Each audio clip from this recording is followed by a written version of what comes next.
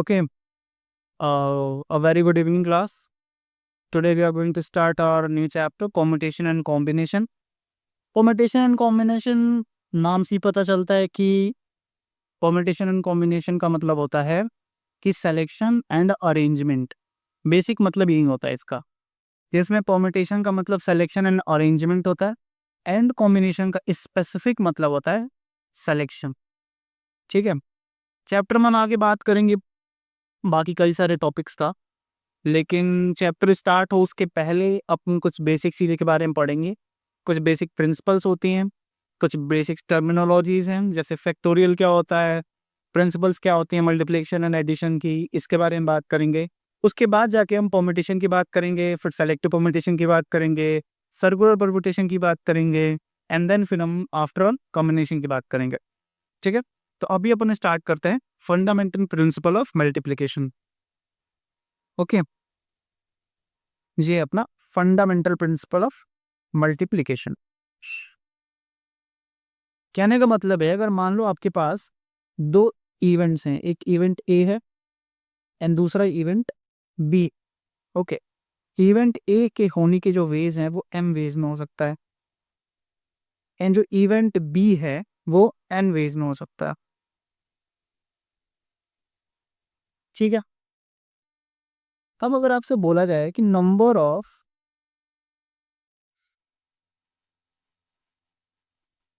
A and B event, A and B के अगर होने के अगर इवेंट की बात करी जाए तो कितने वेज में होगा, इसका एक बेसिक सा फॉर्मूला होता है, एक बेसिक का प्रिंसिपल होता है।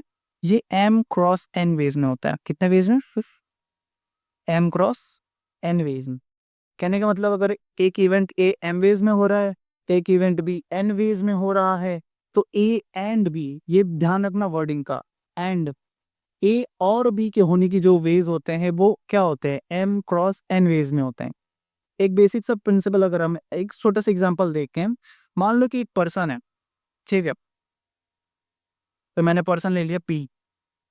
अब इसके पास 3 शर्ट्स हैं, शर्ट जानते ही हो, 2 कोट है। मान लो जो शर्ट है वो ए बी और सी है, जो कोट है वो 1 और 2 है। कि शर्ट ए है, ये बी है, सी है, ये 1 है और ये 2 है। ओके, अब पूछा जा रहा है कि कोई बंदा है जो पर्सन पी है, वो shirt and coat, shirt and coat कितने वेज में पहन सकता है। तो मैं फॉर्मूला लगाऊं उसके पहले तो देखा जाए, अगर तो ऐसे देखते हैं, मान लो शर्ट ए है, ये ये शर्ट ए के साथ कोट 1 को पहन सकता है, शर्ट ए के साथ कोट 2 को पहन सकता है। सिमिलरली बी है, तो बी के साथ ये 1 को पहन सकता है, बी के साथ 2 को पहन सकता है। Similarly C1 and C2। तो मैं पॉसिबल वेज अगर लिखूं तो मैं क्या लिखूंगा? A1, A2, B1, B2, ऐसे ही C1 एंड C2। अगर आप इसको काउंट करोगे तो कितने वेज होंगे? 1 2 3। अगर आप इसको काउंट करो तो 1 2 3 4 5 एंड 6। टोटल कितने वेज होंगी? अपने टोटल 6 वेज होंगी। और ये तो अपने हो गया कि फाइंड आउट कर रहे हैं, प्रैक्टिकली अपन देख रहे हैं कि कितने वेज हैं पॉसिबल। अगर अपन फॉर्मूला की बात करें तो एम इवेंट एक ए है, वो क्या है? 3 शर्ट है, 3 है। और दूसरा इवेंट क्या है? कोट है, 2। कितने कोट हैं? 2 कोट हैं। इन दोनों को मल्टीप्लाई कर दो, अपने पास कितने वेज आएंगे? 6 वेज आएंगे। ये है बेसिक प्रिंसिपल मल्टीप्लिकेशन का, इसको हम कहते हैं फंडामेंटल प्रिंसिपल ऑफ मल्टीप्लिकेशन। इसके अंदर यही बात होती है, कोई इवेंट ए है अगर एम वेज में होता है, कोई इवेंट बी है एन वेज में होता है, तो ए एंड बी के होने के कितने वेज हैं? तो एम क्रॉस एन वेज होती है। ठीक है, समझ में आ गए? सिमिलरली होता है, अब मैं अपना अगला देखते हैं, ये होता है फंडामेंटल प्रिंसिपल ऑफ एडिशन। वही सीधी सेम फंडा है यहाँ पर भी। जो ए है एम वेज में हो रहा है, बी है एन वेज में हो रहा है। ओके, तो ए और बी कि होने की कितनी वेज है, वो जो वेज होती हैं वो होती हैं m प्लस n वेज।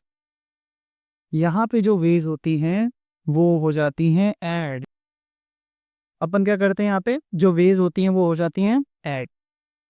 एक एग्जांपल देखते हैं, क्या एग्जांपल दे सकते हैं, वही सिमिलर सा देख लो कि कोट कितना, शर्ट कितना था, 3, कोट कितना था, 2। अब बोले कि शर्ट एंड, ओ सॉरी, और एंड मी, और शर्ट और कोट कितने वेज में पहन सकते हैं, इसको अपन क्या करते हैं, ऐड कर देते हैं। शर्ट भी आप 3 वेज में पहन सकते हो, कोट भी आप 2 वेज में पहन सकते हो, दोनों को कंबाइन कर दो, कितना हो जाएगा, 5 वेज। तो ये होता है फंडामेंटल प्रिंसिपल ऑफ एडिशन। ठीक है, यहाँ हमेशा ध्यान रखना, जो भी वेज होती है वो क्या हो जाती हैं, ऐड हो जाती है। हमेशा आप स्टेटमेंट, जब आप वर्डिंग का ध्यान रखना, और जब भी आप क्वेश्चन करो एंड और है तो वहां पे जो वेज होती हैं वो क्या होती है, ऐड हो जाती हैं। एंड जब भी आप क्वेश्चन कर रहे हो एंड अगर वहां पे वर्ड आ रहा है एंड और की बात की जा रही है, तो वहां पे जो वेज होती हैं वो क्या होती है, मल्टीप्लाई हो जाती। ओके, आगे चलें, समझ में आ गया ये।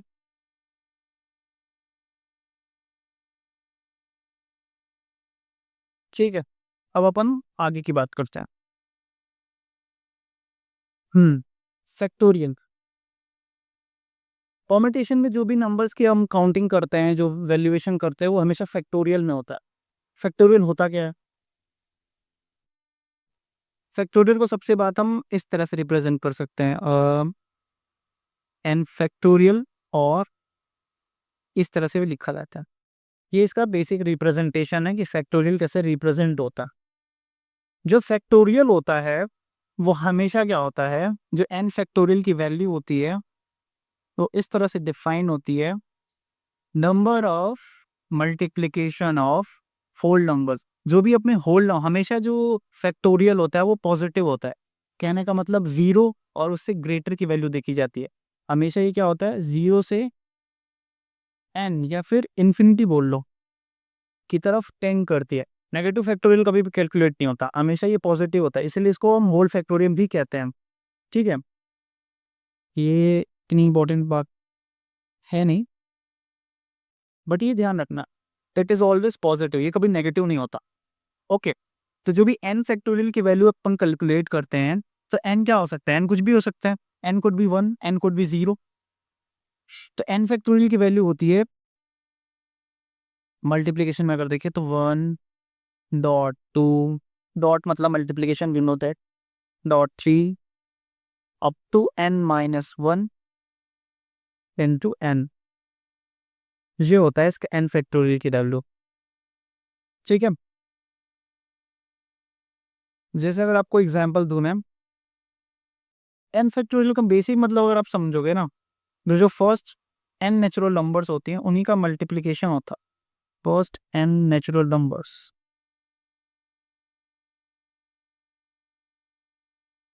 फिर अब सिमिलर सी बात है कि जैसे आपने बोला कि आपने तो सर बोला कि होल नंबर भी होता है, हाँ होता है, क्योंकि इसमें जीरो भी इंक्लूडेड होता है। जीरो फैक्टोरियल की भी वैल्यू होती है जो कि डिफाइंड वैल्यू है, 1 होती है। Zero factorial is always 1। Okay, ये हमेशा ध्यान रखना। अगर मैं अब आपको एग्जांपल दूं तो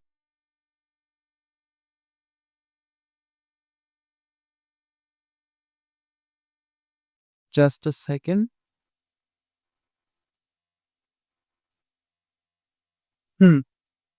फॉर एग्जाम्पल अगर आपने समझे 3 फैक्टोरियल, तो 3 फैक्टोरियल कहने का मतलब होता है कि it is the multiplication of all natural numbers up to 3। 3 तक आने वाली सारी जो नेचुरल नंबर्स है ना उनका मल्टीप्लीकेशन। तो इसको कैसे लिखेंगे अपन, 3 फैक्टोरियल को लिख सकते हैं अपन 1 इंटू 2 इंटू 3, ये मल्टीप्लाई क्या देगा, 6। 3 फैक्टोरियल की वैल्यू कितनी होती है, 6 होती है। 1 फैक्टोरियल की वैल्यू कितनी होगी, 1 फैक्टोरियल। 1 फैक्टोरियल की वैल्यू मतलब होता है कि अप टू 1 जितने भी नेचुरल नंबर्स हैं उनका मल्टीप्लिकेशन। तो अप टू 1 कोई नेचुरल नंबर और तो होता नहीं, खुद ही 1 होता है। तो 1 फैक्टोरियल की वैल्यू कितनी होती है, 1 होती है। जैसे ही 4 फैक्टोरियल का देख लो आप, 4 फैक्टोरियल तो देखोगे तो up to 4, 1 into 2 into 3 into 4, इसकी वैल्यू कितनी होगी, 24 होगी। वैसे ही 5 फैक्टोरियल है, 5 फैक्टोरियल वैल्यू कितनी होगी, तो 1 क्रॉस 2 क्रॉस 3 इंटू 4 इंटू 5 हो जाएगी, 120 हो जाएगी। सिंपल, समझ में आ गया। ये ध्यान रखना, ये कभी भी नेगेटिव नहीं होता, यह फ्रैक्शन नहीं होता।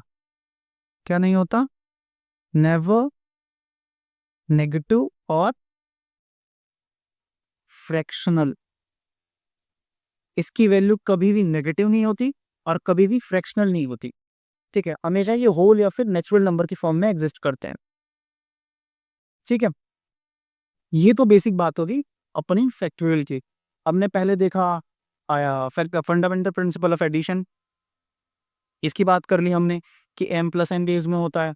दूसरा हमने देखा है फंडामेंटल प्रिंसिपल ऑफ मल्टीप्लिकेशन, इसमें हम क्या करते हैं कि जो वेज होते हैं उसको मल्टीप्लाई कर देते हैं।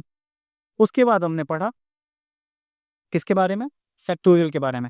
अब अपना यहाँ से टॉपिक स्टार्ट होता है परमुटेशन का, ठीक है। ये अगर मैं इसको डिवाइड करूँ थोड़ा, अब अपन अपने पहले टॉपिक की बात करते हैं। यहां से बेसिकली चैप्टर अब स्टार्ट हो रहा है permutation. As I said earlier कि व्हाट इज परम्यूटेशन। जो परम्यूटेशन होता है ये होता है सिलेक्शन एंड अरेंजमेंट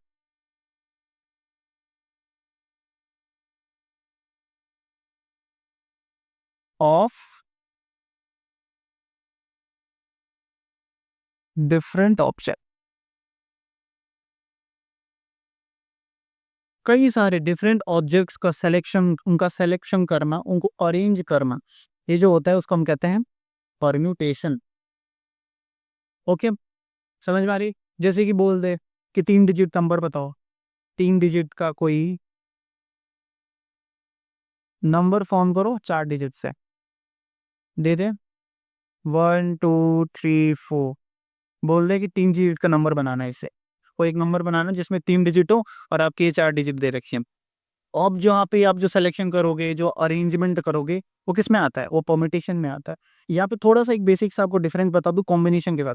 जो कॉम्बिनेशन होता है ना, कॉम्बिनेशन ये हमेशा सिलेक्शन की बात करता है, सिर्फ और सिर्फ सिलेक्शन की बात करता है। एक बेसिक से अगर आपको डिफरेंस बताऊं, तो मान लो आपको बोला जाए कि कोई दो लेटर है ए एंड बी, कोई दो अल्फाबेट ए एंड बी हैं, आपको दो वर्ड्स बनानी है, एक वर्ड बनानी है 2 लेटर का, तो आप क्या बना दोगे, आप बना सकते हो ए बी, बना सकते हो। बोला जाएगा एक और वर्ड बनाओ, क्या बना दोगे, बी ए बना दोगे, ठीक है। सिलेक्शन, कॉम्बिनेशन की अगर बात की जाए ना, बोली जाएगा कमिटी बनानी है जिसमें कोई पर्सन आर है, कोई पर्सन पी है, कोई पर्सन एस है। अब आपको कमेटी बनानी है इन तीनों को लेके, तो आप एक कमेटी बना दोगे आर पी और एस की, ये तो बनेगी। इसके अलावा अगर अगर आप ये लिख दो कि नहीं मैं तो ये कमेटी बनाऊंगा पी आर एस, या मैं बना दूंगा एस आर पी, तो डिफरेंस कहाँ है, डिफरेंस तो कहीं नहीं रहा ना। कमेटी में अभी भी पी आर और एस ही हैं, पहले भी आर पी और एस ही थे, अभी भी एस आर पी ही हैं। मतलब पर्सन थोड़ी चेंज कर लेंगे, ऐसी थोड़ी बात होगी। जैसे फॉर एग्जांपल अगर आप क्रिकेट देखते हो, आप चलो मान लो क्रिकेट देखते हो, बीसीसीआई ने एक लिस्ट जारी की 11 प्लेयर्स की। अब मैं क्या करूं, उसी लिस्ट को उल्टा करके फिर से प्रिंट कर दूं, तो इसका मतलब ये थोड़ी मेरी टीम बदल गई। टीम तो सेम है। हमेशा जो सिलेक्शन होता है ना वो एक जैसा होता है, सिलेक्शन में कभी डिफरेंस नहीं आता। कहने का मतलब ये जो ऑर्डर होता है ना, कॉम्बिनेशन कभी भी ऑर्डर का वैल्यू नहीं रखता, हमेशा पर्सन की वैल्यू होती है। कहने का मतलब आर पी और एस अगर 3 पर्सन है और उनका कोई सिलेक्शन कमेटी बनाई जाती है, कोई टीम बनाई जाती है, तो उनके ऑर्डर चेंज हो जाने से कॉम्बिनेशन भी चेंज हो जाएगा, कॉम्बिनेशन हमेशा एक रहता है। लेकिन जब अगर परमिटेशन की बात करो, यहाँ पे जैसे परमिटेशन की बात करें, तो यहाँ पे जो ऑर्डर होता है ना, ऑर्डर की वैल्यू होती है, order has its value. For example यहाँ पे जो परमिटेशन बना है वो ए बी और बी ए है, तो A B is not equal to B A B B A के जैसा नहीं होता है, बट कॉम्बिनेशन में होता है। कॉम्बिनेशन में अगर कोई पर्सन ए है और कोई पर्सन बी है, ठीक है, कोई पर्सन ए है और कोई पर्सन बी है, और इसकी कोई टीम बनानी है, तो अभी भी ए बी टीम बनी है, सेकंड में भी बी ए ही है। कहने का मतलब पर्सन तो चेंज नहीं हो गए। तो कॉम्बिनेशन हमेशा यही डील करता है, सिलेक्शन की डील करता है। हमेशा जब टीम बनती है, कोई कमेटी बनती है, तो वहां पे जब हम यूज करते हैं तो हम करते हैं कॉम्बिनेशन का, ठीक है। लेकिन जब आप परमुटेशन करते हो तो आप सिलेक्शन भी कर रहे हो, साथ में अरेंजमेंट भी कर रहे हो। तो परमुटेशन अलाउज अरेंजमेंट, कहने का मतलब होता है कि परमुटेशन में ऑर्डर की वैल्यू होती है। कहने का मतलब अगर ए बी है तो बी ए की भी उतनी ही वैल्यू है। तो यहाँ पे जब आप परमुटेशन के नंबर ऑफ वेज काउंट करोगे तो ए बी एंड बी ए दो वेज पॉसिबल है। बट अगर आप कॉम्बिनेशन की बात करोगे तो ए और बी है, कोई एक कमिटी बनानी है तो आप ए बी ले लो या बी ए ले लो, कॉम्बिनेशन हमेशा क्या होगा, एक होगा। हमेशा ए बी और बी ए की सेम वैल्यू होती है। This is all about permutation and combination. अब इसकी मैथमेटिकल वैल्यूज होती हैं, इन बेसिक सा फॉर्मूला होता है और उसको पहले आप देख लेते हैं, उसके बाद आगे की बात करते हैं। ठीक है, ये तो मैं हटा देता हूँ, उसका तो कोई वैल्यू है नहीं वैसे को। कॉम्बिनेशन तो अभी पढ़ना नहीं है, ये तो मैंने आपको एक डिफरेंस समझने के लिए बता दिया क्या बेसिक डिफरेंस होता है परमुटेशन एंड कॉम्बिनेशन में। अभी अपन बात करते हैं प्योरली परमुटेशन की। परमुटेशन में मैंने दो बात बताई, एक कि यहाँ पे ऑर्डर था वैल्यू होता है, ऑर्डर एज वैल्यू, कहने का मतलब ए बी और बी ए सेम नहीं होते हैं। ठीक है, ये बात समझ में आ गई। अब इसका फॉर्मूला होता है, इसके फॉर्मूले की बात करता हूँ। जस्ट तो ओके सॉरी, मैथमेटिकल फॉर्मूला।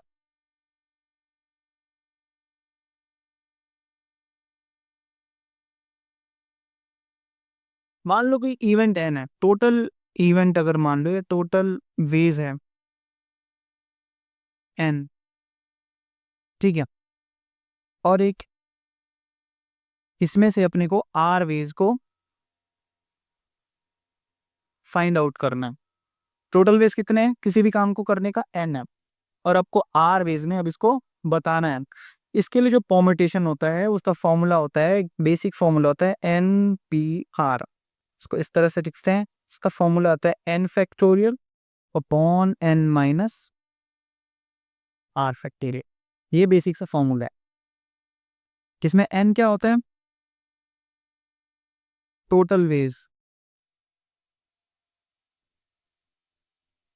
और आर क्या होता है, फेवरेबल वेज।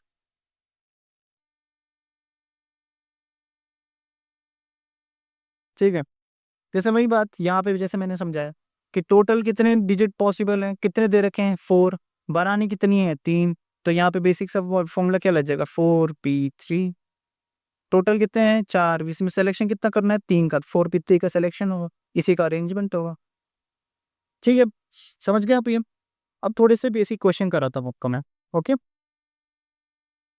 हाँ ये हमेशा ध्यान रखना, ये फॉर्मूला बहुत इंपॉर्टेंट है, दिस फॉर्मूला। ये आप नोट डाउन कर लेना, इसको आप रिवाइज भी करना।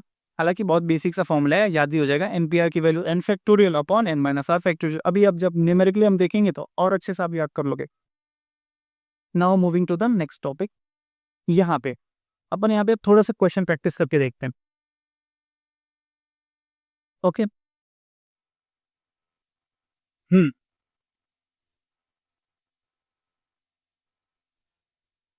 पहला पार्ट को सॉल्व करते हैं। वही सेम फॉर्मूला मैं लिख देता हूँ आपके लिए। एनपीआर क्या हो जाएगा, N factorial upon N minus are factorial. ठीक है, सॉरी,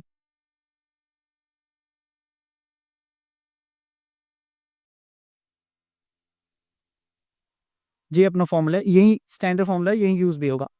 फर्स्ट पार्ट तो सॉल्व करते हैं, आप भी करो साथ साथ में। क्या कह रहा है, NP5:NP3 इज इक्वल टू 2:1, और वैल्यू किसकी बतानी है, एन की। अप्लाई करो फॉर्मूला, NP5 की फॉर्मूला करो, अगर वैल्यू पुट करें तो क्या हो जाएगा, N factorial upon N minus 5 factorial. ठीक है, इस टू का मतलब होता है अपॉन, पोल upon N factorial upon N minus 3 factorial is equal to 2/1। Okay, आगे इसको अगर सॉल्व करूँ तो क्या हो जाएगा, N factorial upon N minus 5 factorial into, ये ऊपर जाएगा तो N minus 3 factorial N factorial is equal to 2:1। N से एन कैंसल आउट कर देंगे, क्या बचेगा, n minus 3 factorial upon n minus 5 factorial is equal to 2 upon 1। अब देखो इसको मैं ओपन करता हूँ, कैसे ओपन होगा, ये ओपन होगा n minus 3 n minus 4 into n minus 5 factorial upon n minus 5 factorial. Simple. अभी n माइनस 5 से ये कैंसिल हो जाएगा, क्या बचेगा, n minus 3 into n minus 4 is equal to 2। Okay,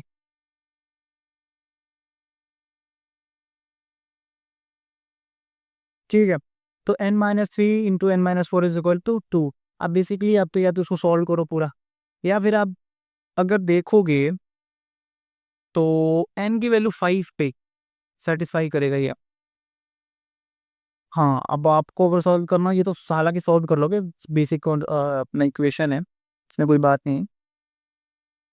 n की वैल्यू 5 पे ये इक्वेशन को सेटिस्फाई कर जाएगा। यहाँ से ये आप hit and trial trial error से लगा लो तो भी निकल जाएगा। 5 minus 3 2, 5 minus 4 1, 2 into 1 1, 2 into 2, 2 into 1 2 हो जाएगा, एल सारे चीज इक्वल हो जाएंगे। तो यहाँ से अपने की वैल्यू कितनी मिल जाएगी, n की वैल्यू अपने मिल जाएगी 5। ठीक है, अपने को निकालना क्या था, n की वैल्यू तो निकालनी थी। This will be the answer. ठीक है, कुछ मैंने अलग सा नहीं लगाया, दिस फॉर्मूला ओनली, बस यही फॉर्मूला यूज होगा जहां भी आपके n की वैल्यू कैलकुलेट करवाना हो या कोई रिलेशन प्रूव करवानी हो, पी से रिलेटेड, कॉम्यूटेशन से रिलेटेड, वहां पे this identity will be used. ठीक है। अच्छा, यहाँ पे कई बार होता है कि n में से n ही सेलेक्ट कर लिया, वो भी दिखा देता हूँ मैं कैसा होगा। n p n, an event थे जिसमें से पूरे पूरे n को ही सेलेक्ट कर लिया, क्या हो जाएगा, यहीं पे सेम फॉर्मूला रख दो, n factorial upon n minus n factorial, कितना हो जाएगा, n फैक्टोरियल अपॉन 0 फैक्टोरियल, कोई वैल्यू नहीं होती 0 फैक्टोरियल की, 1 होती है, तो क्या हो जाएगा n फैक्टोरियल। कहने का मतलब है जो n फैक्टोरियल होगा, जो number of ways of natural numbers होते हैं, जो भी इवेंट होगा उसके n टाइम्स जो होगा वो हो जाएगा npm। ठीक है, ये समझ में आ गया। अब इसके सेकंड पार्ट की बात करते हैं, इसको मैं थोड़ा मिनिमाइज कर दूं अब इस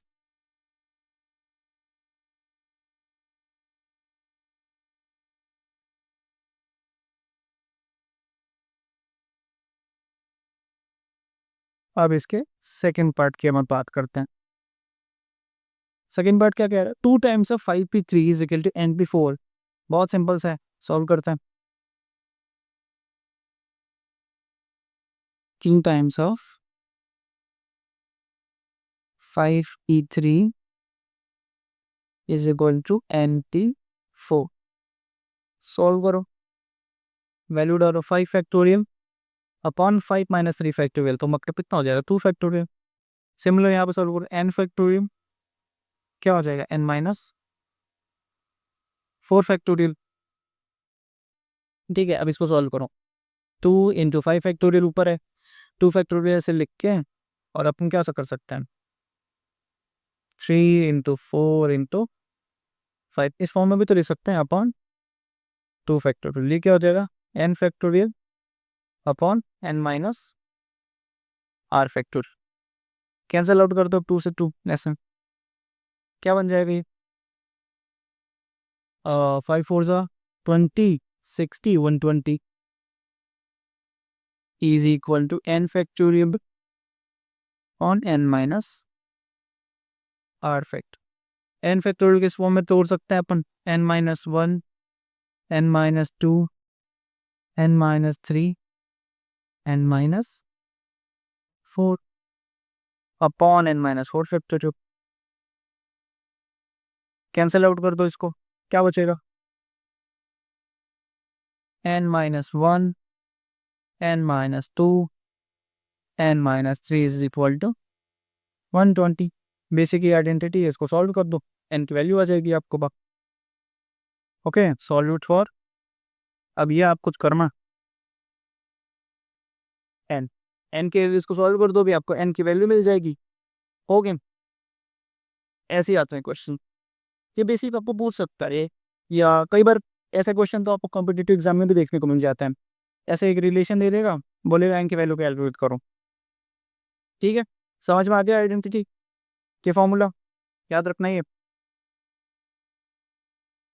है ना। अब अपन आगे बात करते हैं दूसरे पॉइंट की। यहाँ पे तो अपन बेसिक अभी कॉम्पिटिशन है भी नहीं है, तो एन फैक्टोरियल की वैल्यूज की बात कर रहे थे कि फैक्टोरियल कैसे कैलकुलेट होता है, इसकी आइडेंटिटी पे कैसे क्वेश्चन आ जाते हैं, है ना। Now we will talk about the permutation and question. ये क्वेश्चन कर रहा हूँ, उसके पहले आपको मैं थोड़ा सा और एक दो एग्जांपल देना चाहता हूँ।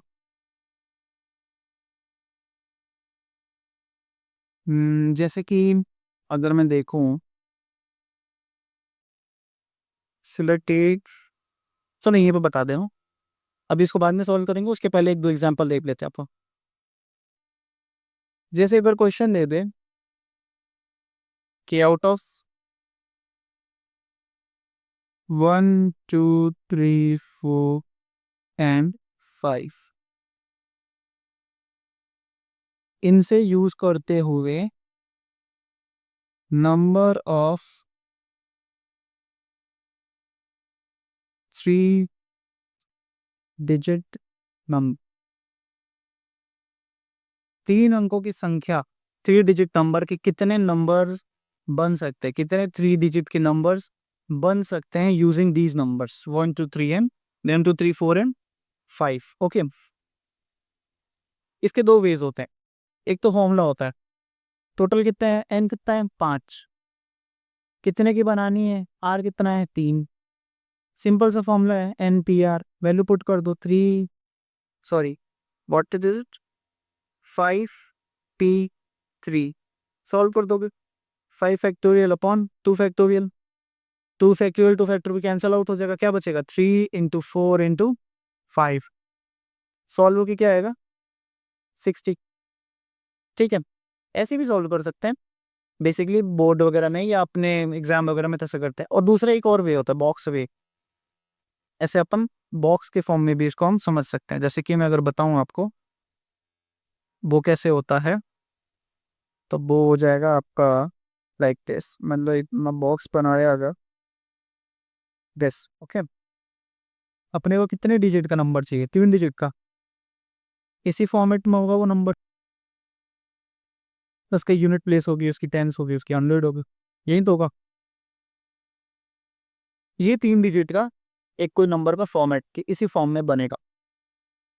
अब अपने पास कितने नंबर हैं, 5, मतलब अपने पास 5 डिजिट्स हैं। ठीक है, ये जो अपना फर्स्ट पोजीशन है, ये अपना जो फर्स्ट बॉक्स है, इसको फिल करने के कितने पॉसिबल वेज हैं अपने पास, 5 वेज, 5 वेज।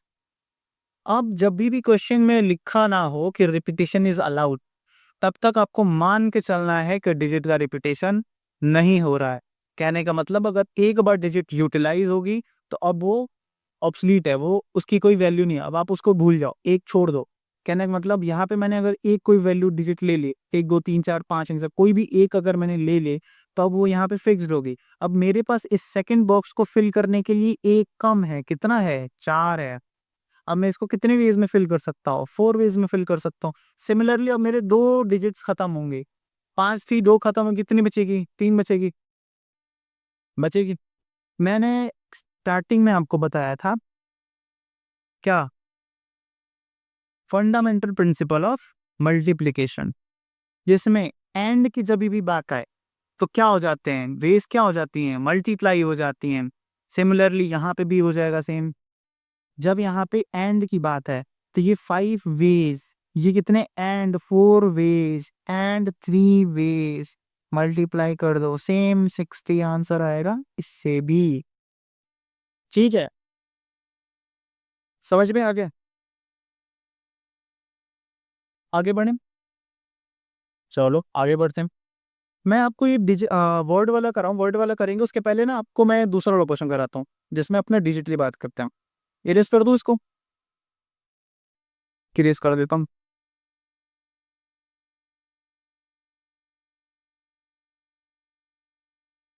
ओके, डिजिट वाला करने से पहले अपन एक बार नंबर वाला करते हैं। जब हमने नंबर वाले से एग्जांपल से स्टार्ट किया तो पहले यही कर लेते हैं। क्या क्वेश्चन कह रहा है? Find the number of 4 digit number that can be formed using digit 1 2 3 4 5 and 6। कितने डिजिट्स हैं यहाँ पे? टोटल नंबर ऑफ डिजिट्स देख लो कितने हैं। टोटल नंबर ऑफ डिजिट्स कितने दे रखे हैं? 6 दे रखे हैं। दोनों वे से बताऊंगा, बॉक्स से भी बता रहा हूँ, उसे भी समझ में आ जाएगा, और फॉर्मूला तो है ही। फिर क्या कह रहा है? कितने डिजिट का नंबर बनाना है? 4 डिजिट का नंबर बनाना है, तो आर की वैल्यू कितनी हो जाएगी? ये तो एन की वैल्यू हो जाएगी। आर कितना हो जाएगा? 4। क्या हो जाएगा? 6 3 4, यही तो होगा। 6 फैक्टोरियल अपॉन 2 फैक्टोरियल। सॉल्व करो, 2 फैक्टोरियल पर से कैंसिल आउट होगा तो क्या हो जाएगा? 3 × 4 × 5 × 6। कितना बन जाएगा? 4 3 12, 60, 360। 360 डिजिट्स बनेंगे, मतलब 360 नंबर्स बन सकते हैं अगर आप इसको अरेंज करो। 360 वेज हैं नंबर बनाने के। कितने डिजिट का? 4 डिजिट का। कितने डिजिट का यूज करके? इन 6 डिजिट का यूज कर। ठीक है, अब वही वो क्या बोलते हैं अपना बॉक्स वाला, अगर हम देखें तो मैं बॉक्स बनाऊं, अगर ये अपने बॉक्स ले लिया, मान लो 8 2 6, ये वंस प्लेस 10 100 1000। ओके, 4 डिजिट का नंबर है। पहला कंडीशन था no digit is repeated. Okay, अगर नो डिजिट रिपीटेड है तो इसको कितने वेज में फिल कर सकते हो? 6 वेज में फिल कर सकते हो। इसको कितने वेज में कर सकते हो? 5 वेज में। किसको? 4 वेज में, एंड इसको 3 वेज में। ओके, सिमिलर सी मल्टीप्लीकेशन का रूल लग जाएगा। 6 × 5 × 4 × 3 मल्टीप्लाई होकर कितना आ जाएगा? पता ही है आपको, बेसिक्स थी। दोनों से आंसर क्या आ रहा है? सेम आ रहा है। आप किसी भी मेथड से करके सॉल्व कर सकते हो। ओके, सेकंड इसका देख लेते हैं अपन। सेकंड क्या कहता है?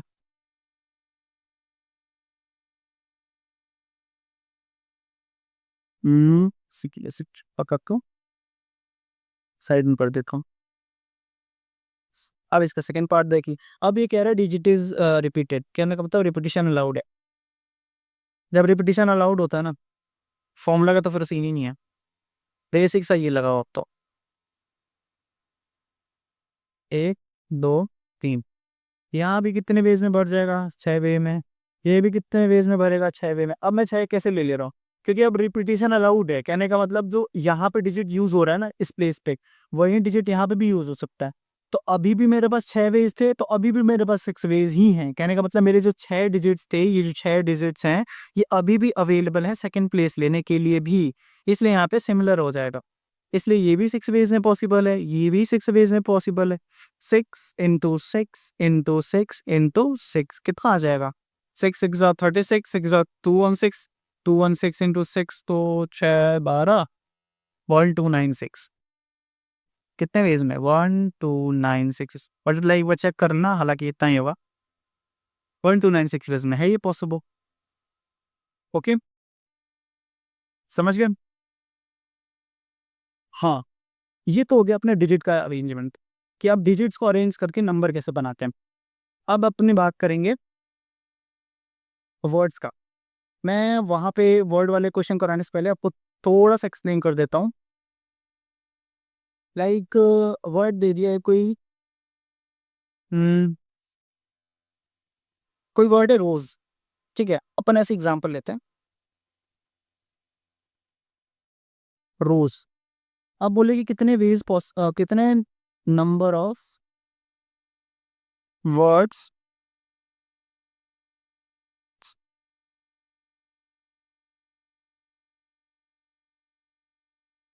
नंबर ऑफ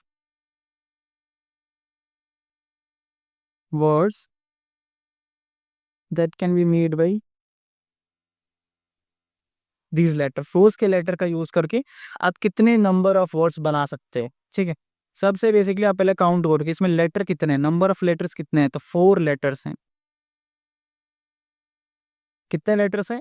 4 लेटर, और रिपीटिशन नहीं है, कोई भी लेटर क्या है वो रिपीट नहीं हो रहा है, रिपीटिशन नहीं है।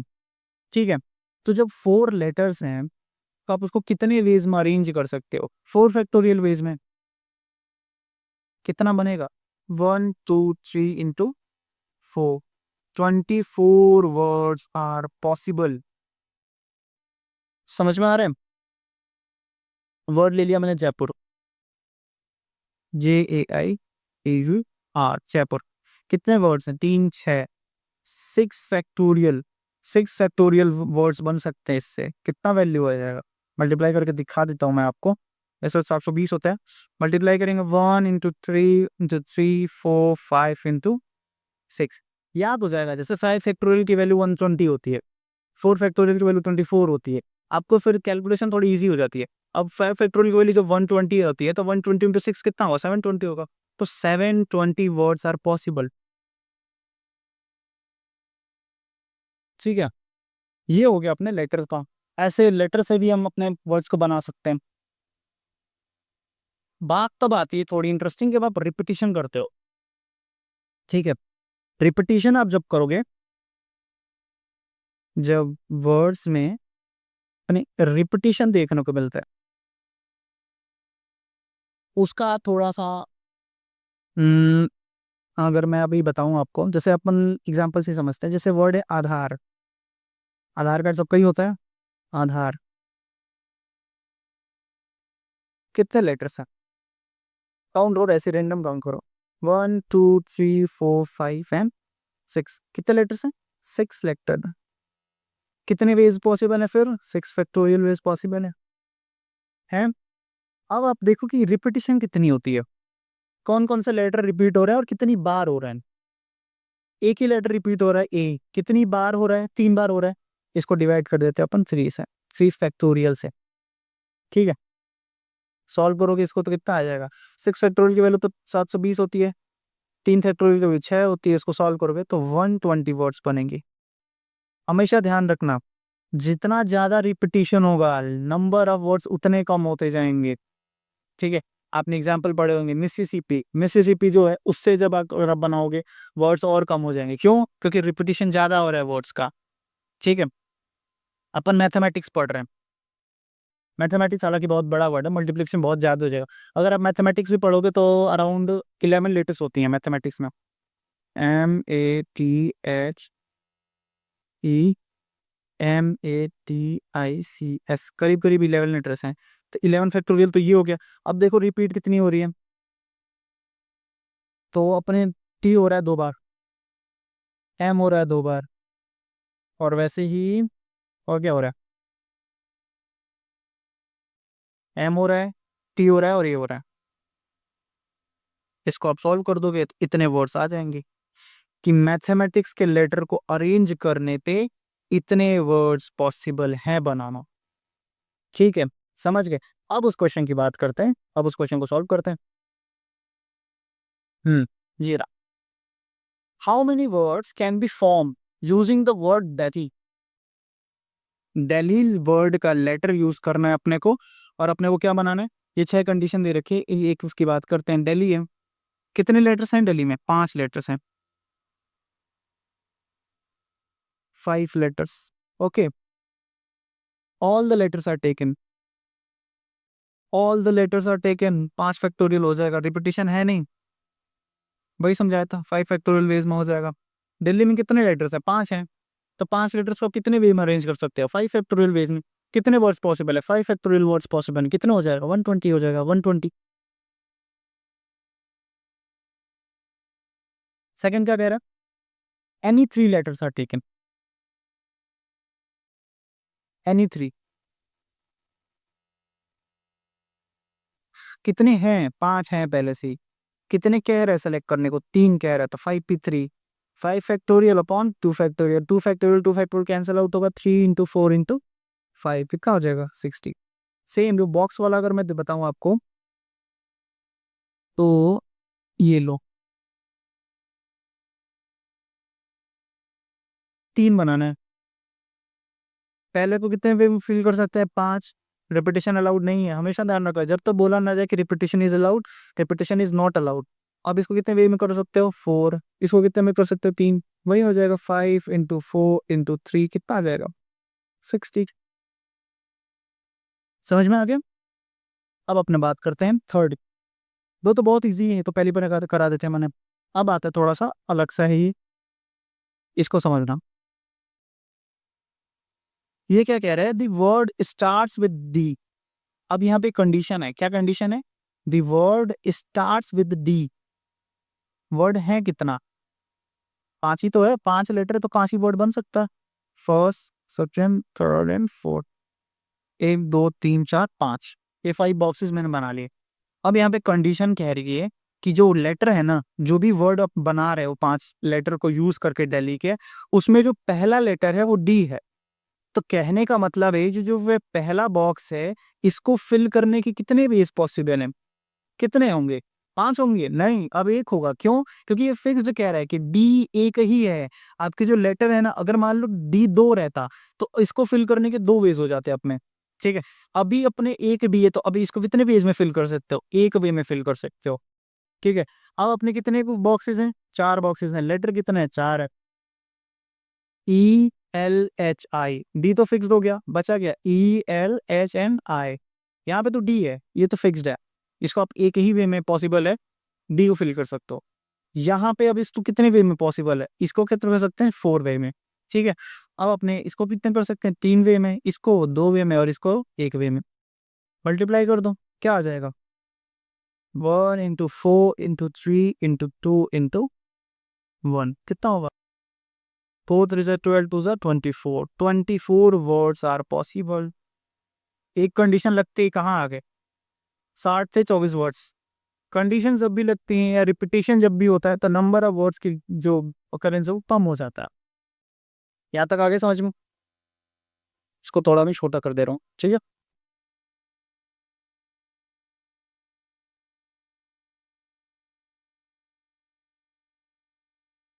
अगले की बात करते हैं अपन। The word starts with D and ends with, एक और कंडीशन डाल दिया। वही है, सिमिलर सा ही है।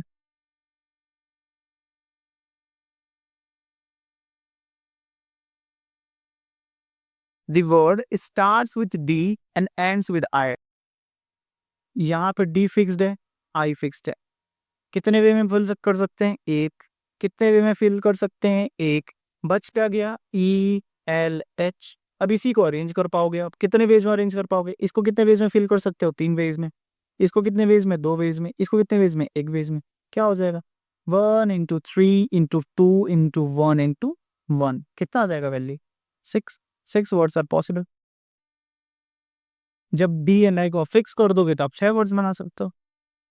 ओके, अगले की बात करते हैं। अगला क्या कह रहा है?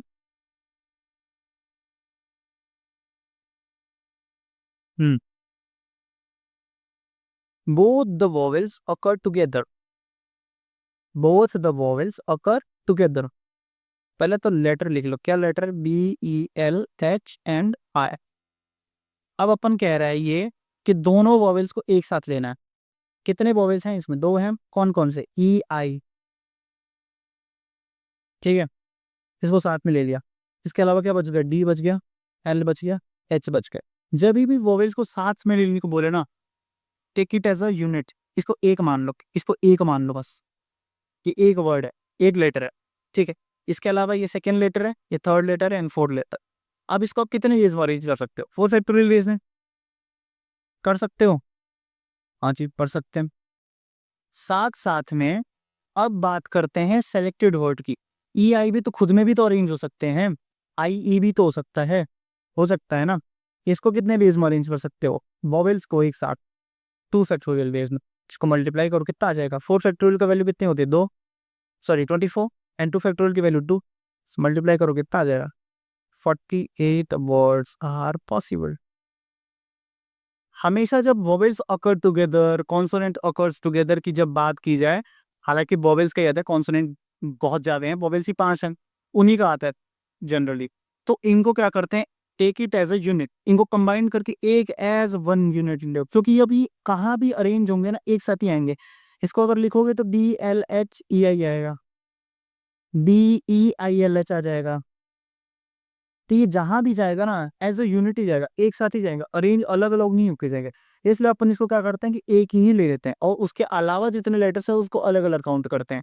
तो जैसे हमने EI को एक साथ काउंट कर लिया, फिर D को सेकंड, L को थर्ड एंड H को फोर्थ, फिर उसको अरेंज कर लिया। तो अब इसका जो अरेंजमेंट है एज अ यूनिट, ये कितना हो जाएगा 4 फैक्टोरियल वेज में। एंड इटसेल्फ जो वोवेल इटसेल्फ EI है उसको अपन कितने वेज में अरेंज कर सकते हैं, या तो E है या EI लिख सकते हैं या IE लिख सकते हैं। कितने फैक्टोरियल वेज में, 2 फैक्टोरियल वेज में पॉसिबल होगा। तो 4 फैक्टोरियल इंटू 2 फैक्टोरियल, कितने वर्ड्स बन गए 48 words. These words are possible. समझ में आ गया। अब कह रहा है the word starts with a vowel. अब अगले की बात करें अगर, तो इसको थोड़ा सा छोटा करना पड़ेगा अपने को।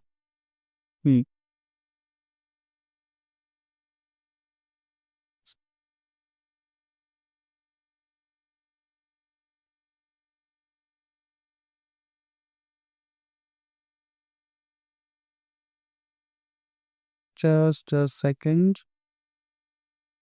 This app is new to me so I'm a little bit dumb to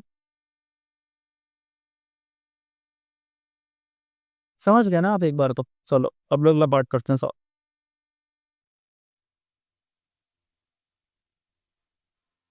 क्या कह रहा है, the word starts with a vowel. हाँ, अब देखो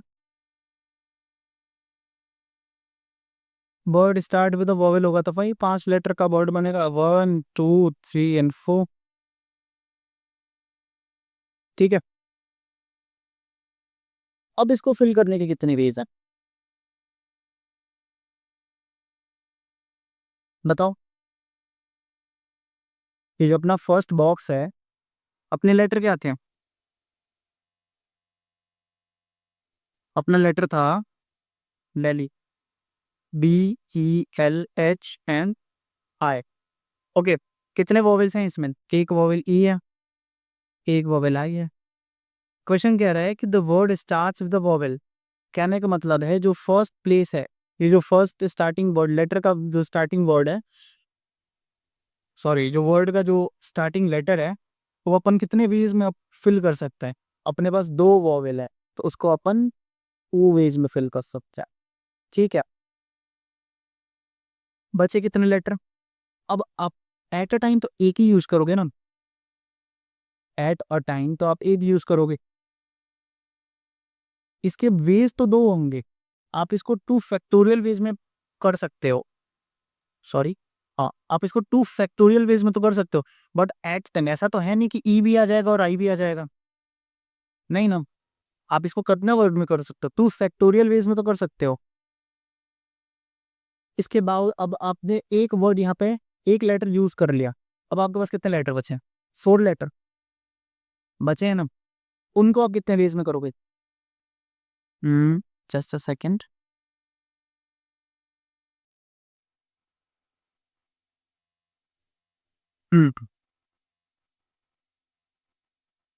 अगर मैं आपको इसको समझाऊं अगर, तो एक सेकंड में इसको पॉसिबिलिटीज बता दे रहा हूँ। Just in a second. ये एक बार तो भूल जाओ, अब देखो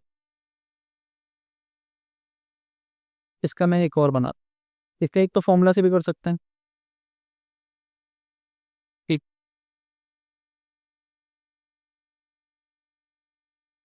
the word starts with a vowel, vowels क्या है, EI, या तो ई यहाँ पे फिल हो जाएगा या आई, कलर में दूसरा चूज कर लो।